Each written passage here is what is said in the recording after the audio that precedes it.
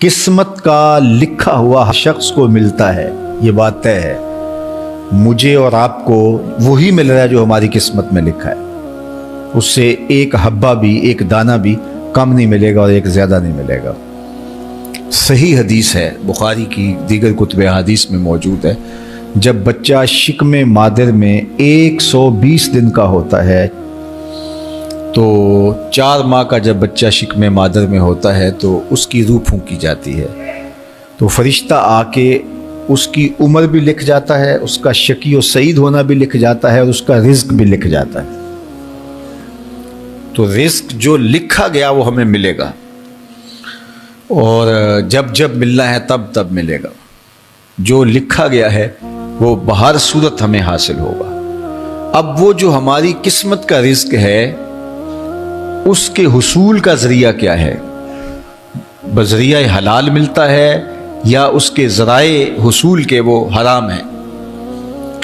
تو یہ اللہ کے ذکر کو چھوڑنے کی سزا یہ ہے کہ ملا وہی جو قسمت کا تھا، لیکن دولت عثمان نہ ملی، دولت قارون ملی۔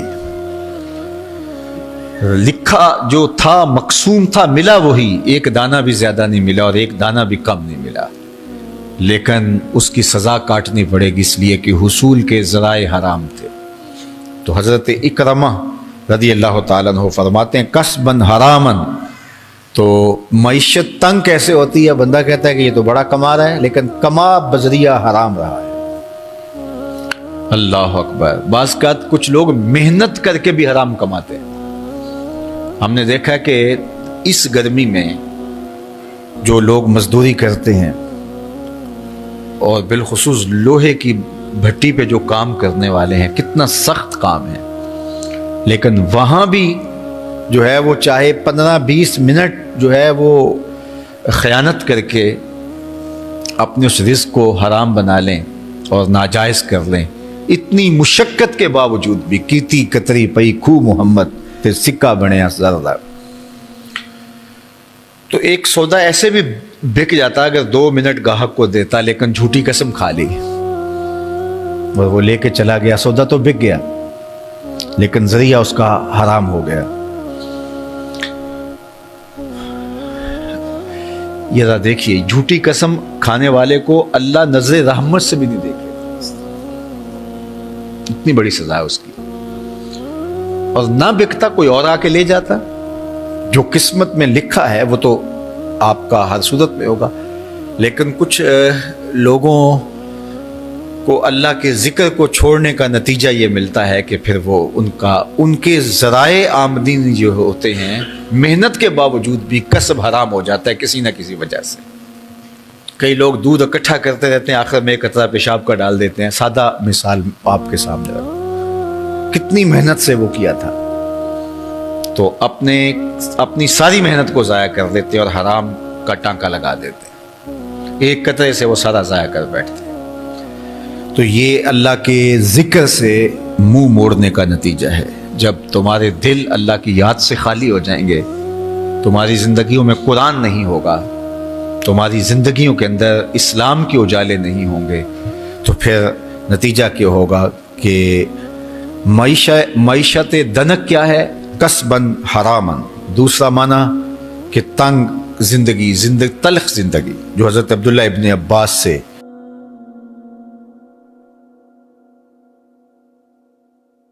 یہ امت خلیفہ بلا فصل، خلیفہ اول، امیر المومنین حضرت سیدنا ابو بکر صدیق رضی اللہ تعالیٰ عنہ کی مرہون منت ہے، ان کی احسان مند ہے۔ اقبال نے کہا تھا امن الناس بر مولائے ما، کلیم اول سینائے ما، ہستی او کشت ملت راچوں ابر، ثانی اسنین و غار و بدر و قبر۔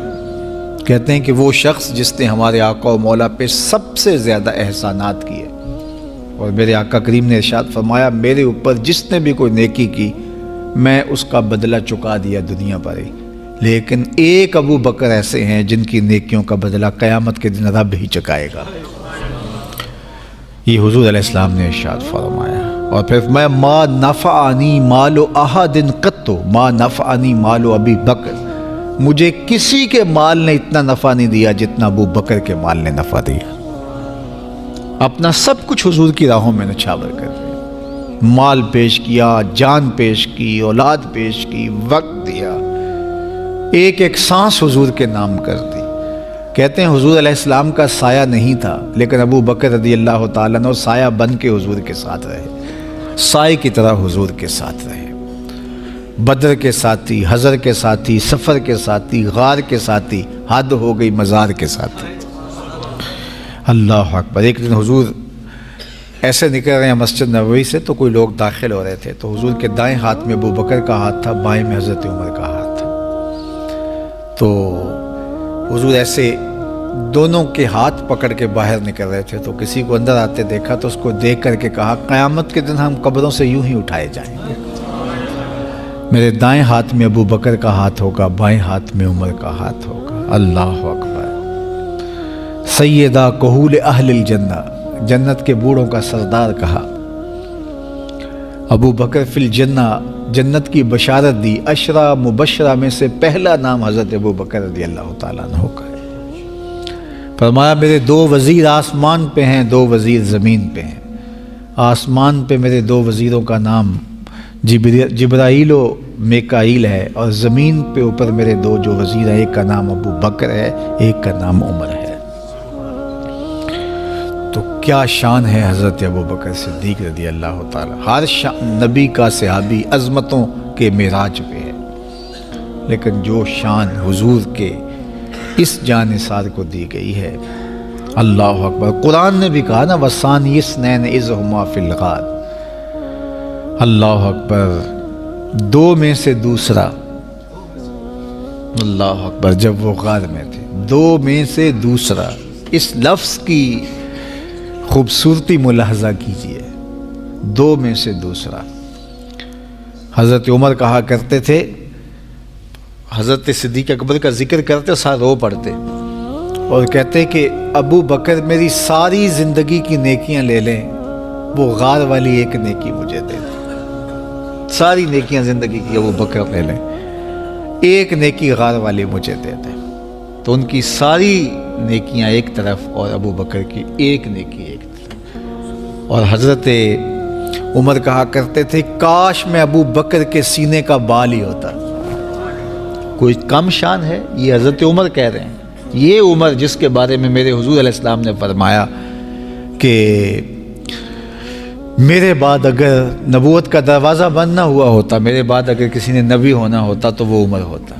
اتنی شانوں کے مالک۔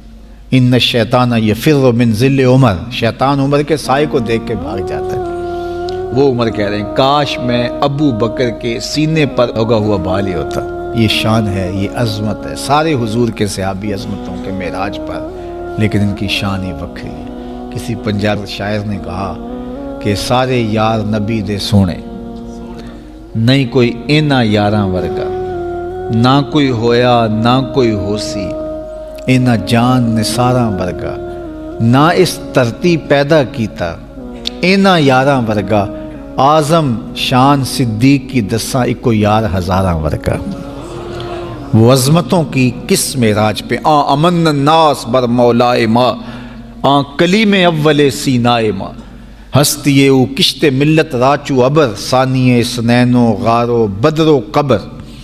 بدر کے بھی ساتھی، قبر کے بھی ساتھی، مزار کے بھی ساتھی، غار کے بھی ساتھی، اور کھیت اسلام کی کھیتی کے لیے ابر بہار کی طرح برسے اور سیراب کر گئے، اور اس امت کے لیے انہوں نے جو کام کیا وہ